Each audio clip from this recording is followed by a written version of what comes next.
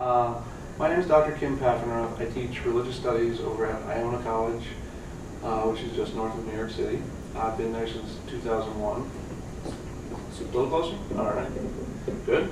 There you go. How's that? In 2006, I got interested in the interface or the connection or the influence of how pop culture expresses philosophical and religious ideas, how it does it for a much wider and much different audience than we as academics are used to writing for. So I wrote a book about the Romero films and his social criticism and the kind of ethical and even metaphysical message that he wants to get out about human nature and how he looks at the world. That was called Gospel of the Living Dead. It was way more successful than any of the other theology books I'd written. People really like zombies, they like them, and they're much more interested in them. So I really felt that that was a good way of me expressing myself in a way that would reach just a much wider audience than me talking to other professors, which was a frustration for me. I felt like I was writing these books, and the only other people who would ever read them would be a couple hundred other professors. So it's been really exciting for me in that way.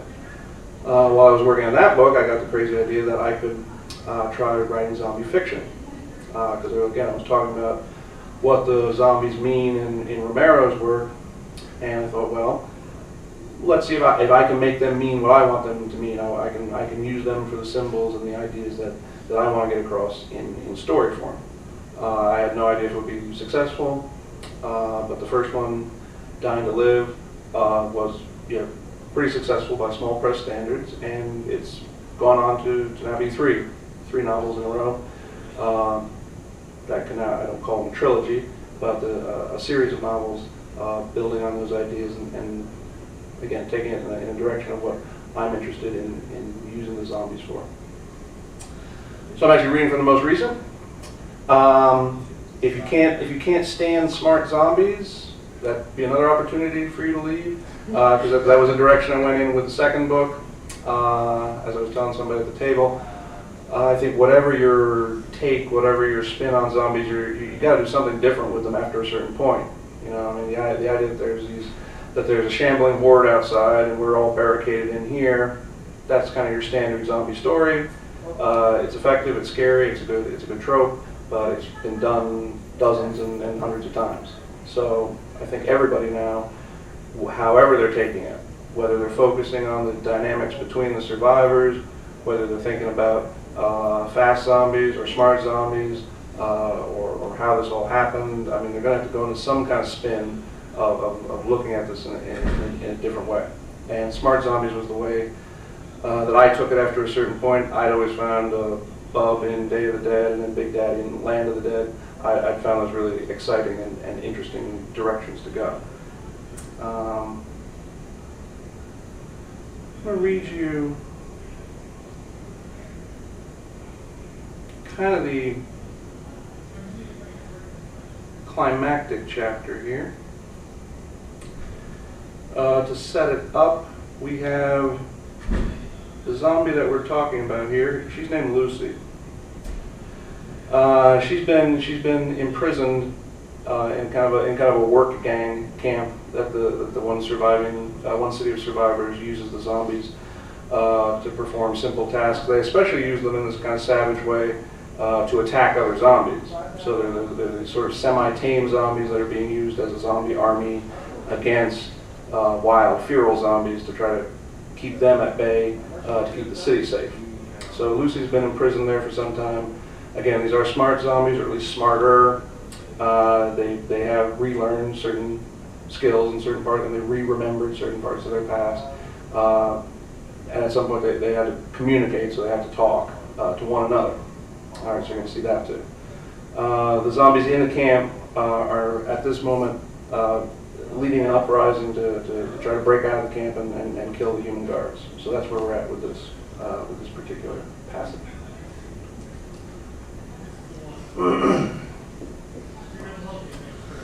Lucy still stood in the doorway when the crowd of dead men started toward the gate, sending up an inarticulate chant of grunts and hoots as they advanced. Funny how they still refused to speak in front of the live humans. Was it just habit, or did they want to keep something secret, even up to their own ends.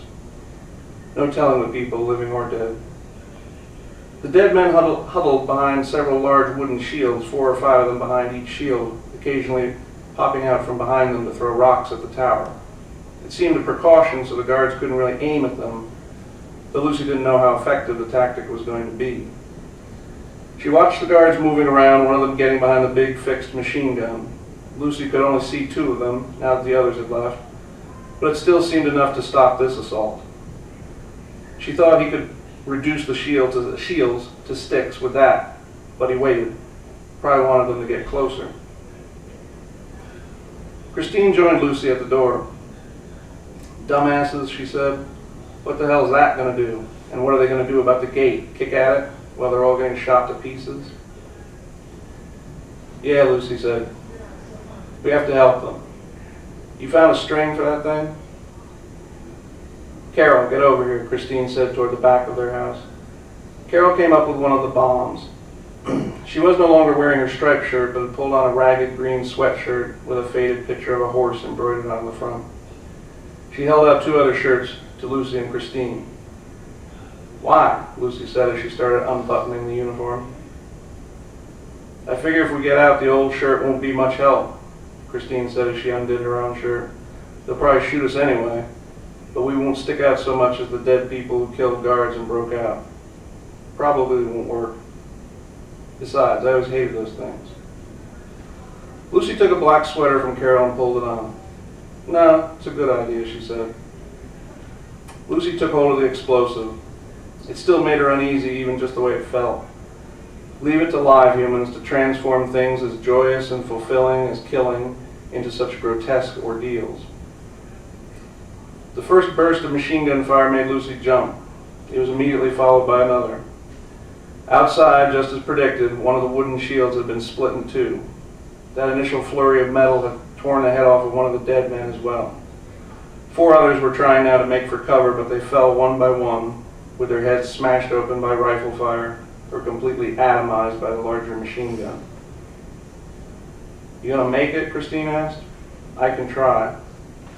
Lucy tilted her head and smiled at the other woman. "No, I don't think you'd have much of a chance. I'll do it if I can. Throw some bottles at them or something, but don't get shot. You too." Tucking the bomb under her arm, Lucy waited a moment. She didn't jump as much when the machine gun fired again, and she took that as her signal to go. The guard was tearing up another of the wooden shields as Lucy tottered out and made her way toward the fence. She angled to the right, then turned a little and ran faster to the left, trying to make it a bit harder for them to cut her in 2 with their weapons. As she reached the fence, she slid on her side and crammed the package under the barrier, right at the base of the guard tower. Scrambling to her feet, she trotted back, trailing the string behind her. She had reached the end of the cord when a spray of bullets splashed in the puddle next to her. Lucy turned and slipped, falling to the side as a bullet tore into the side of her chest. Fuck. If the string had come undone, then she'd just be scrambling around there in the mud until a bullet found her head and ended it. At least it wouldn't take long, and at least she wouldn't have to see her friends killed or worry anymore about Truman. The wound in her chest hurt more than she expected, a burning she didn't think she could feel anymore. She let out a howl of hatred and blame as she twisted on the ground and yanked the string. The explosion was so loud it made Lucy wonder if she'd be able to hear again. That'd suck worse than being all the way dead. Not knowing what people were saying, not being able to understand them or have warning of danger, not being able to play or hear music. All this raced through her mind as she heard a muffled groaning sound and screams followed by the guard tower crashing right next to her. Bits of debris hitting her face, dust and dirt stinging her eye. Lucy got up slowly. Nothing felt broken as she brushed herself off. The wreckage of the tower spread out next to her. Looking back, she saw the fence was torn open too. Near her, an arm stuck out of the shattered wooden pieces of the tower, and a groaning now came from that direction. Farther away, she saw another limb in the rubble, but that one stayed silent and still. Lucy walked over and cleared the pieces off the nearest body. One of the guards, face down, moving a little. at her mercy. She nudged him with her foot as she growled. This didn't feel like running around with a bomb. This felt right. He tried to move his hand toward the automatic on his belt, causing Lucy to pounce on him. She bit into his wrist, the blood so hot and sweet on her lips, the scream so high and helpless, all of it perfect and intoxicating to her. She ground her teeth down, feeling the bones crack, and wrenched her head side to side to rend his arm into bloody shreds and jagged bits of bone. Letting go of his wrist, Lucy wriggled up to lie on top of him. He turned his head a bit so she could see his one terror-stricken, tear-filled eye and his mud-smeared face. She bent lower. He whimpered and kicked his legs but couldn't move. Don't fucking point a gun at me, she shrieked, and her bloody lips were so close to his face that a pink spray hit his cheek and eye. You fucking understand me? You'll never hurt me or my friends, ever. I'm sorry, he cried, before falling into uncontrollable, inarticulate sobs. Sorry? He thought that was supposed to do something? That was supposed to make up for something? But the funny thing was, Lucy felt it did make this whole exchange different, somehow. She licked her lips and savored the taste of blood a little more, but knew all the thrill and joy of it had gone for the moment. Too bad, but she knew it was true. Now she had to proceed more delicately and deliberately. Sorry, she hissed. You don't want to tell me what a great ass I have? You don't want to see my tit nice and up close now? What's wrong, baby? She bent closer and drew out the last word deliciously. The guard started squirming so frantically at that, she thought he'd wriggle out from under her and pass out from breathing so fast and shallow. No, he squealed. That was Bob, not me. Shit. Just like them to lie, of course. It was second nature to them, even when their lives weren't at stake. And thinking she had a lying little lecherous coward right next to her almost made Lucy tear the back of his neck open with her teeth. Oh, the thrashing he'd make as she tore through the muscles and into the vertebrae. He'd buck under her like they were fucking, shudder and howl at the moment when it was finished. Oh God, that'd feel so damn good. Gripping the back of his head, pressing his face into the dirt, a part of Lucy wanted it so much it nearly overwhelmed her. But as he cried and quivered under her, the flame of that desire gradually subsided. She wasn't even sure this was the one who tormented her or not. Damn. She should have been more observant, but mostly she tried to avoid looking at them. The living usually look pretty much alike anyway. Even if it were this one, what was it she felt needed to be done right now? She paused and considered again how this should go. Lucy leaned closer. No? Not you? No, he sniffled, paused. Hey, wait. You can talk? How? I don't know, she said. I learned. Twice, I guess. Hard work, too, the second time. Lucy took her attention from him as she heard the other dead getting closer. Ben was closest, with a large crowd behind and all around, inching toward Lucy and the guard.